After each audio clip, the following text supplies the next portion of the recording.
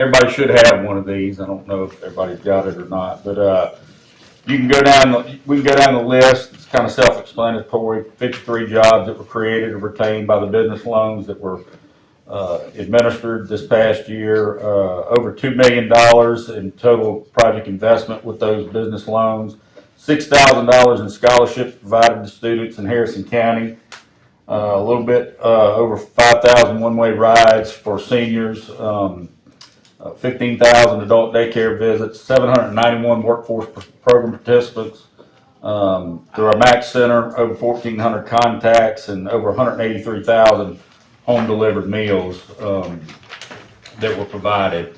When we get done with the presentation in just a minute, when I get done talking, we'll have the scholarships that are going to be presented. And it's important to note, I try and let all our counties know that these monies that are provided, that are given for these scholarships are not monies that we take from the county and just turn around and say, oh, we gave them a scholarship. Those are program funds that are generated through our different programs that we have at Southern Mississippi Planning and Development District. And so I wanted to note that where people don't think we're just taking your money and turning. However, we're all 4 counties giving scholarships if they want to give them out. But we just didn't want you thinking we were taking credit for it.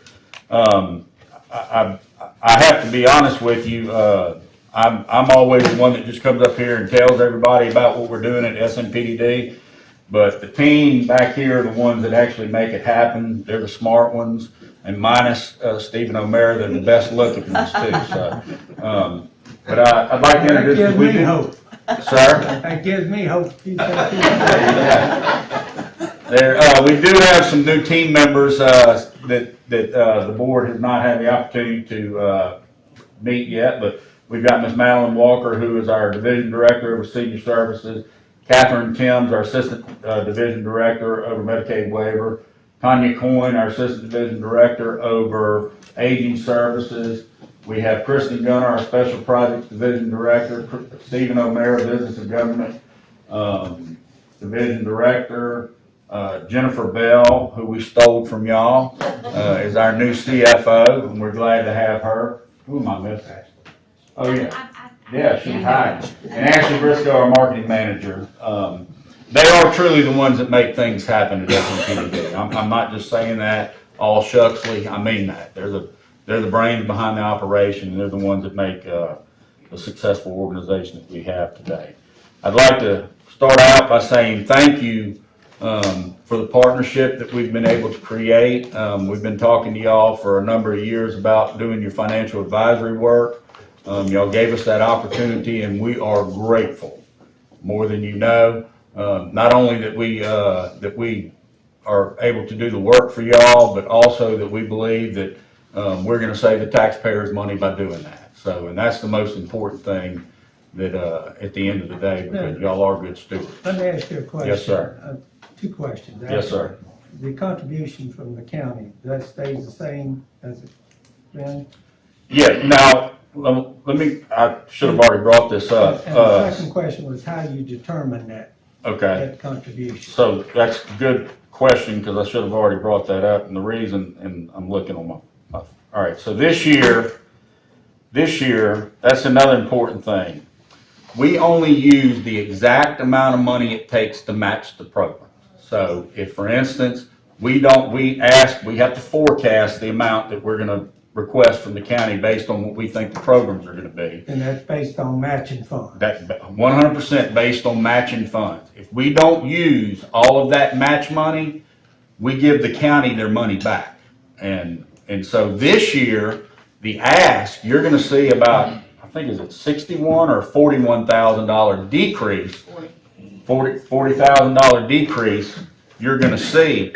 But remember, next year when we asked for the 215,000 and we only got 160, whatever it is this year, you're going to say, oh, we only paid 160 last year. No, we asked for 215, but because y'all had a credit, we only got 160, So whatever. kind of like banking, it can be used as credit, and then if it goes up, then you have it. You don't come to us for additional money. Well, now, Like over under.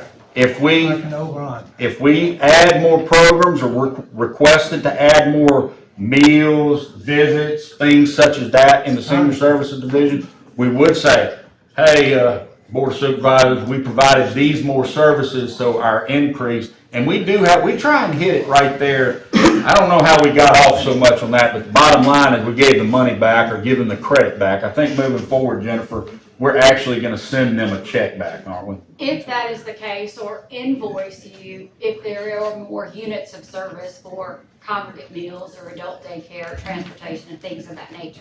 Yes, at the end of every year, we are gonna do an actual true up. So there won't be an under billing. Yeah, And- you'll actually invoice it for the actual amount. If that is the case, or issue a check if there is a credit due. That's right. And we do that in all 15 of our counties. We used to not do that. And about, I don't know, 8, 9, 10 years ago, we said, you know, if we take the money, we need to spend it. If we don't, we need to send it back to the counties. And we've been doing that. And we try and hit the exact mark because nobody wants to ask for any more money. And I really don't want to say, you know, we're having to give money back because you said, well, you didn't estimate good enough. So, but at the end of the day, if we don't spend the money, we send it back to the county. Good deal. All right, any questions? And I'm gonna give my team an opportunity. Y'all have anything that y'all would like to say? Stephen? All right. And we appreciate the opportunity to get to work with y'all and the contract we have with Jennifer as well. And I mean that. This is my home county. And I appreciate the opportunity to get to serve in this position and help my home county where we can. So, Okay. thank y'all very much. Thank you, Leonard. All right, and then I'm gonna turn around and turn this over to Ms. Powers. I'd like to say thank you to Ms. Powers, who sits on our board of directors, and Mr. Baird, who sits on our workforce board. Thank y'all for your serving. And Dr. Ladner, appreciate your number of years you served. You finally decided to retire last Yeah. year and pass it down. So Yeah. I just want to say thank you. I'm gonna turn this over to Rebecca and Ashley, and they're gonna do the scholarship presentation. So. Thank you. All right, so it is my privilege. It is all about the young people, as you know. That is certainly our future. Elijah Woodard, excuse me, if you would stand up, please. Alicia, thank you for correcting me. Ashley, did you want to say something? Well, I Please was just gonna explain take it. some Yes. photos as well, but Okay. they'll each be receiving $1,000 scholarship to Sea Coast Community College.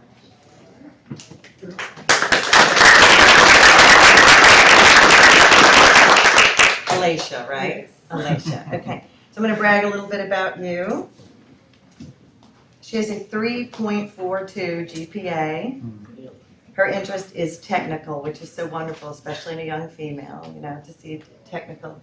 Gulfport High School graduate of this year, and she will be receiving, as Ashley said, $1,000 to attend Mississippi Gulf Coast Community College. Let me come over and shake your hand and give you this certificate. Keep up the great work, keep your grades high, and really proud of you. Congratulations.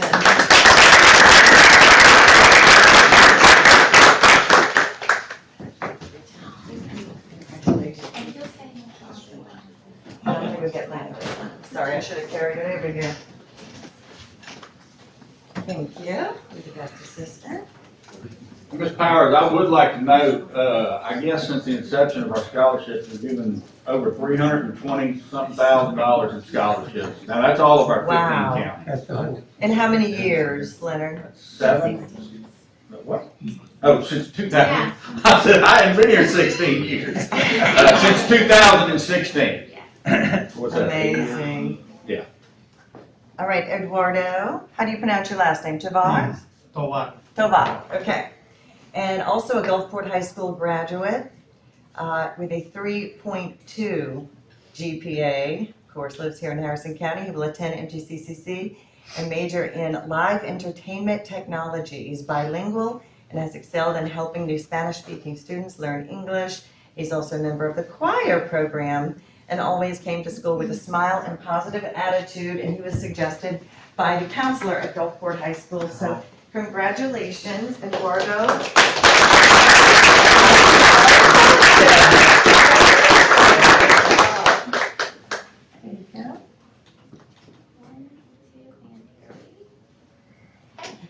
Can you get all of y'all with, get you both? Yeah. Can we get all of them? All back Sure, there? you wanna come up here? Yes. Just ask these fellas to stay here. Yeah, that's all right. Perfect. There you go. All right. All right, well, y'all might all have to get back there. Okay. If that's good. Yeah. Y'all wanna come I'll this keep way? going, walk, keep walking, yeah, this will be Watch your better. step, there's a cord. Yeah, there All right. I'll get up. we go. I'll switch a little bit this way. Yeah, there we go. Don't be hiding, Kent. Get in there now. Okay, all ready? Here we go. 1, 2, 3. 1, 2, and 3. Congratulations, Hold on, one more guys. picture for Thank one more. you. There we go. 1, 2, 3. Congratulations to you all. Congratulations.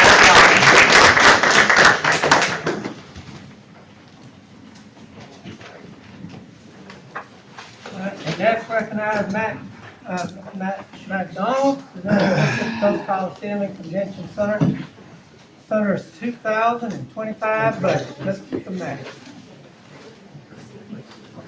Take your time this way up. Good morning. Good morning. Joining me today is my Assistant Executive Director, Michelle Minningman, and our CFO, Shelley Ferguson. Shelley can present the budget to y'all. I'm not sure if y'all have already read through it, but we sent it back to y'all several weeks ago. We're actually forecasting a little less revenue in the coming year because we're seeing a downturn in discretionary income. And it's not just in the entertainment side, but it's in other activities that we're also involved in. Hopefully, it'll be a short period that we are forecasting, and 2020, the middle to latter part of 2025, hopefully we'll see things starting to turn back around. But overall, our budget has been in good shape for coming off of COVID for all this period of time. We've managed to reinvest some of the funding or some of the funds that we have generated back into the facility to make major repairs and upgrades, and we're going to continue to do so. We're also still in the middle of the project to purchase land to the west of us that will adjoin Pops Ferry Extension to where we can expand parking and do multiple events any day of the week that they are occurring. And they occur very frequently now to where events going on in the convention center and the arena or on the grounds and in the convention center require that we expand that footprint.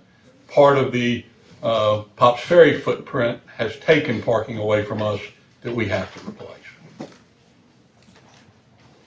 Any questions? Any questions? No. John?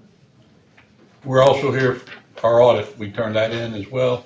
Mr. Collins, I know that you'd spoken to our auditor, Bobby Cullenber. Yeah. If there are any questions you have on that, we're here to answer them. Okay, thank you.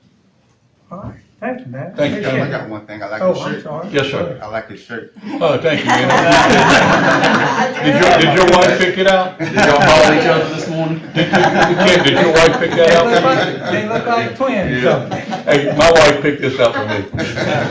Hey, thank y'all again. The partnership we have with y'all is good or better than we could have ever imagined when it occurred in 2016. And I look forward to that continuing to grow. I was already approached this morning from a member of y'all's staff needing our parking lot to have is it an annual event that you do? Who you asking? Excuse me, I had you confused. There was another lady from the county that does something with the military. Oh, Julia. Yeah, she approached me, and we're gonna take care of her in November. And that's what we're here for. When y'all need our facilities for training or other things, job fairs, whatever it is, that we can assist y'all, we're there to help y'all, because y'all have always helped us whenever we've asked. Thank y'all very, very much. thank you, man. Appreciate it. If I may add to what Matt said, I do just want to thank the Sheriff's Department as well and Sheriff Haley, because with that support and partnership, it helps us continue to do what we do run a safe facility for the community and our patrons. So thank you to the Sheriff's Department. Man, thank you for that as Thank well. y'all. And to let y'all know, we pay the going rate that they require to work, and your people love coming out to work for us, and we're always there to take care of them whenever we can. Thank you. Thank you. Alright, order acknowledging receipt and spreading upon the minutes the final audit for the Mississippi Coast Coliseum fiscal year 2023. Motion. Second. Discussion, all in favor, signify by aye. Aye. Those by no, motion carried. Order concurring with the resolution of Harrison County Development Commission authorizing and approving the sale of approximately 12 acres of real property located in the North Harrison County Industrial Park and further identified as tax parcel number 0603-13-006.000 to Colonial Properties for the purpose of construction, trucking, recycling, and asphalt crushing. Motion. Second. Discussion? All in favor, signify by aye. Those by no, motion carries. At this time, we recognize Constable Jeffrey Miguez on behalf of the constables to discuss continuing to serve summons for delinquent mobile home tax. Dr. Ladner, I'm Yes, not sir. Jeffrey Miguez. He had a birthday yesterday, so he's still celebrating his birthday. Okay. But, no, just wanted to take just a few minutes to talk to y'all. I know you have a very small window that's presented before y'all, try to make the best decisions that you can make. But I did want to kind of speak to the role of constable and what we do with the mobile home tax papers. And there's kind of a twofold. When we go out and get these papers in late December and January, I look at it from this position. One is to go out and identify, try to locate a mobile home the best that we can, and serve in that paper. And for the most part, we're able to do that. And we get the summons served, but it goes a lot further than that, from my perspective. And with Miss Sharon, and we have a great relationship with her. But I go one step further. I send photographs, I send emails there. If the trailer's not there, trying to get it taken off the roll if it's been removed from the last year. So not only me, others do. And to get to a serial number, they're typically inside that mobile home. Sometimes they're outside. And I can get one and get it eliminated. But it's a lot of work. So just for example, one that was unable to serve, go out to the residence, the mobile home's not there. Family says that person passed away. Where's the mobile home? The mobile home is located in a trailer park, which was in another district. I go all the way over there, speak with the manager, that trailer has been removed. So I did document all that, and so that's the kind of work that we do and there. So it's a lot more than just that. When you go out to serve a paper to a person that's in a mobile home, and typically when you make contact with the person, first thing they say to me is, "You're here for the mobile home tax. How much is it, and what's the court date? I'm gonna be in there, I'm gonna pay it by that date." So it does work for the most part to get them in there. So we do that. But I spent about an hour and a half with Miss Sharon the other day there because we have a great relationship. I was just kind of surprised that there was really no communication up to this point. And I thought we were doing really well because my reduction in mobile homes is about 30% less reduction there by trying to eliminate some of these mobile homes. But I did share with Miss Sharon the other day that the fact that Harrison County has never, when it comes to mobile home taxes, vetted out the entire process of justice court. And what I mean by that, once that judgment is enrolled there, which 2023 has not been enrolled yet, I think it's in the process of being enrolled from last taxes. But there's two more steps there to this. One is the judgment debtor examination that the subpoena is issued for. That final step, if they don't show up for that, then there is a subpoena issued for show cause while they should be held in contempt. Constables don't get paid for that. We absolutely not, we receive anything. So we're going out there to serve that subpoena, and it has to be personally served. We've never taken that step there, and from Miss Sharon learned from her Thursday that she said, well, there's 5 pages of people that have not paid in some years. Well, I had no idea. I only see current year taxes that we're serving. And like I told Ms. Sharon, I have no problem seeing that list. I would like to see that list there and try to work through it.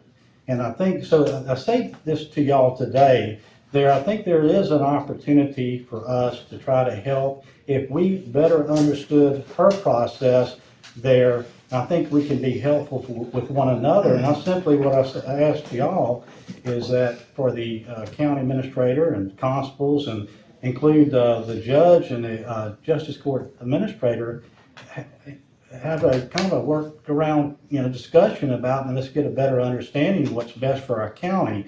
Because some of these, people, in one instance, I think it's $1,200 that last year somebody owed. If we went out to a debt collection company, 25% of that $1,200 is about $300.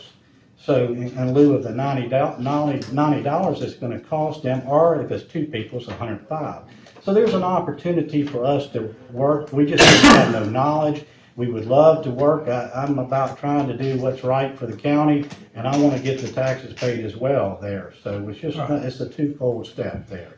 So as I close today, I will say this to all of y'all. I do have an empty seat in my vehicle. I know the role of constable sometimes is often misunderstood. Y'all can come ride with me, especially on eviction days. I would love to have you there, and that way you kind of have a better understanding. Sometimes we don't understand what we do, and I do appreciate y'all, and thank y'all. Thank you, Alan. Bottom line is, well, there's no question about y'all doing your job. I think y'all do that. I've talked to Judge Gladden, apparently she didn't indicate how many, but there are numbers of judgments that have been issued on these trailers. No collection. And I think, in my opinion, what we need is somebody to go out and collect the money. Y'all not gonna do that. That's not part of your function, is to collect it.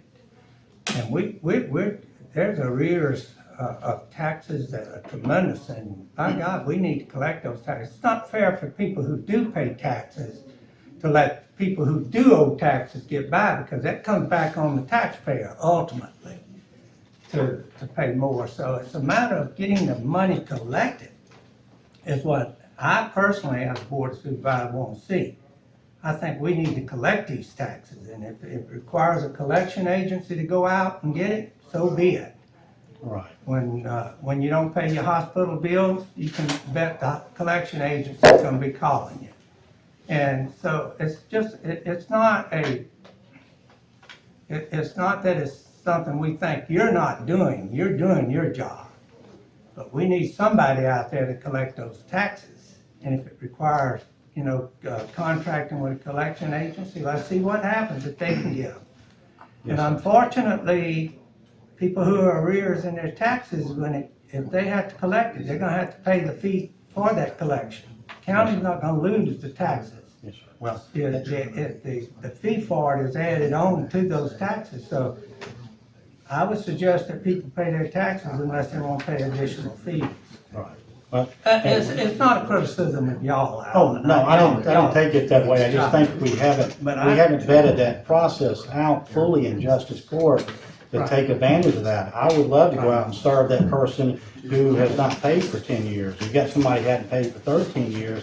I would love to go out there and know who that is, and this fully vet out the justice court so we can improve the Apparently, collection. based on what she's saying, these judgments, it's not getting followed through. Somebody's not collecting them. Because somebody's not going out there and I guess making a real effort to collect those taxes. Well, I think we have to follow the steps there to get to that point, because a lot of your debt collection companies, they come to justice court because they can't collect, and they utilize the justice court system to collect on the debt that's owed to these credit card companies. And I just think, what I'm asking is for all of us to work. Yeah. I'll do my part, and I'm sure the other constables as well. We want to work together, and we want to improve the collections as well. So we're here to help in any way we can. Thank you. Thank you. I just want to say one thing. I would agree. like to see us kind of get together and try to work some things out, because I'm sure when you guys are running for office, and you're under the impression that you're gonna make X amount of dollars, and then sometimes some things kind of get taken away from you, it can cause some concern, so I feel your passion and your pain. And I can appreciate that, but I can also appreciate that we need to collect our taxes. Everybody needs, it needs to be. Do you have any suggestions on how you can help collect the taxes? Bottom line is, when will they come to that tax collector's office and pay for it? Pay for those taxes? 2023 has not been enrolled, as far as I've been told. It's not been enrolled. It's in the process of being enrolled over to circuit court. So you have that where there'll be some collections there, but the two final steps that I discussed that we've never done in this county, there where you issue a subpoena, which we don't get paid for, to go out and show cause why they should be held in contempt. But I'm talking about for the ones that hadn't paid in 5-6 years. So there is a step that we have never done there. And that's simply what I'm saying, to sit down and there, because I had no idea there, typically. So much, huh? Yeah, so I'd love to, there, but I spent an hour and a half in this Sharon, so I appreciate what she does. I have a question. So if we, let's just say hypothetically that a collection agency was brought in. These guys have went out there 5 and 6 years in a row. You bring a collection agency in, how are they gonna make them pay? Can I They're not gonna explain go out there and. They're not gonna get their money if they don't. Well, I'll explain to you what Alan's actually talking about, the subpoena, and this has to do with the amount of money involved and how much you spend to collect that amount of money. What he's talking about is when they go serve somebody and they don't pay their taxes, eventually that gets reduced to a judgment. Then the county has a right to collect that either by writ of garnishment or by examination of judgment debtor, and they go out and serve the subpoena on the examination of judgment debtor, and the person shows up, they get examined about their assets. If they don't show up, they get held in contempt. The problem with that process